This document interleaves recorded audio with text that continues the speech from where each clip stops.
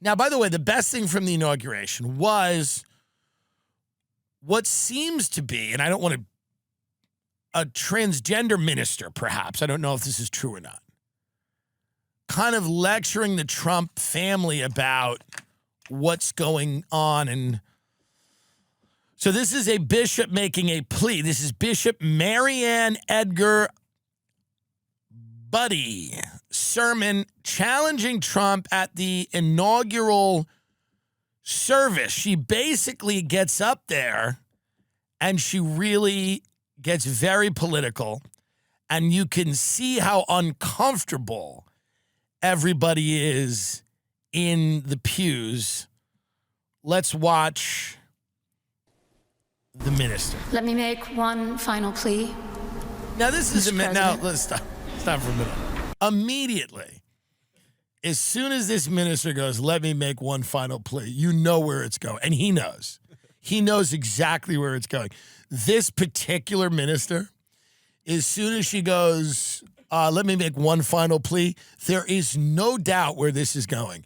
Everybody's waiting for it. Melania, Usha Vance is waiting for it. Nobody is confused about where this is heading when this minister goes, and now I would like to make one final plea. And this minister has kind of a cool, non-binary librarian vibe. You can feel the shifting in the seats. You can feel how uncomfortable it's about to get. Let me make one final plea, Mr. President. Millions have put their trust in you. And as you told the nation yesterday, you have felt the providential hand of a loving God. In the name of our God, I ask you to have mercy upon the people in our country who are scared now. There are gay, lesbian, and transgender children in Democratic, Republican, and independent families, some who fear for their lives.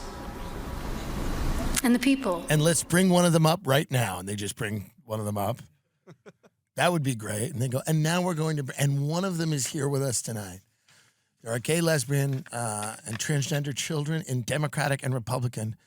And one of them is here with us right now. And then you just see like a child drag queen come up and she's like, fuck you, bitch.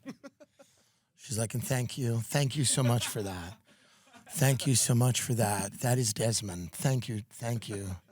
Thank you, Desi.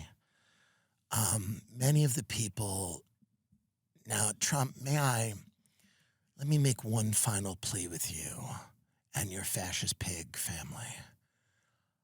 You said the other day that you feel that you're being guided by the loving hand of the provincial hand of a loving God. I'd ask you to have mercy right now on the people in this country that are scared.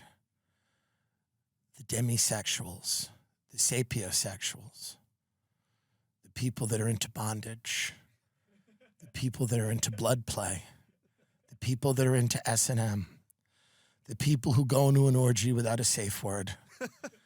I want you to take mercy on these people. I want you to take mercy on the immigrants who pick the strawberries that I put in my ass. Every now and then I will put strawberries in my ass. I come anally. I'm the minister. Many of you in this church are sitting here in this service and you're thinking about the people in this country right now who might be scared, people who are transgender, people who are non-binary, people who go by the Zer pronoun, people who are gender fluid. Do you understand that? There are people right now in orgies that are illegal. They may not have the documents. They may not have the documentation, but they're in an orgy right now and they're about to come and they're scared. They're scared for what happens when you take office. Can you speak to those people? Can you speak to illegal immigrant transgender people in an orgy right now at my house? while I am here because there are 5 illegal immigrant transgender Guatemalans in my house having sex right now, and I'm watching them on my phone, and they're very scared. They're very scared of what's about to happen. Is there any way? People who pick our crops and clean our office buildings, who labor in poultry farms and meatpacking plants, who wash the dishes after we eat in restaurants and work the night shifts in hospitals, they may not be citizens or have the proper documentation. But they are gay. They may not be citizens, but they're all in an orgy right now in my house. They're at an orgy in the basement of my house, and they may not be citizens, and they may not pay taxes, but they're going hard, and they've been going hard for hours.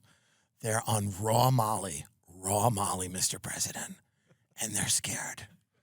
They're scared of what's about to happen to them. Is there going to be a raid?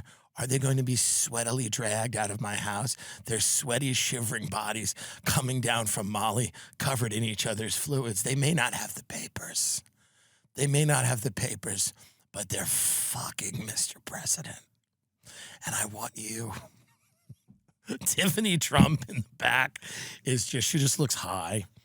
Let's finish this. This is very interesting. But the vast majority of immigrants are not criminals. They pay taxes and are good neighbors. They are faithful members of our churches and mosques, synagogues, wadara, and temples. Wadara, what's that? I ask you to have mercy, Mr. President, on those in our communities whose children fear that their parents will be taken away, and that you help those who are fleeing war zones and persecution in their own lands. And let them come to my house and to find compassion and welcome here. Let people fleeing the Ukraine have sex with me. Our God teaches us it doesn't matter that we if are to be merciful what their gender is. To the stranger. They can make me come. For we were all once strangers. We were all once strangers until we took our clothes off and had sex with each other in my house. Nobody asks for papers when you're having sex. We were all once strangers, Mr. President. We were strangers. Strangers in the night that met up in a parking lot after we exchanged a few messages on Craigslist. That's right. I've been at this game for a long time. We were all strangers until we felt the warmth of another stranger's mouth. Have you ever felt the warmth of another stranger's mouth, Mr. President? Because when I have a small penis that's made out of my clitoris. Mr. President, my clitoris, I have a small penis that is made out of my clitoris.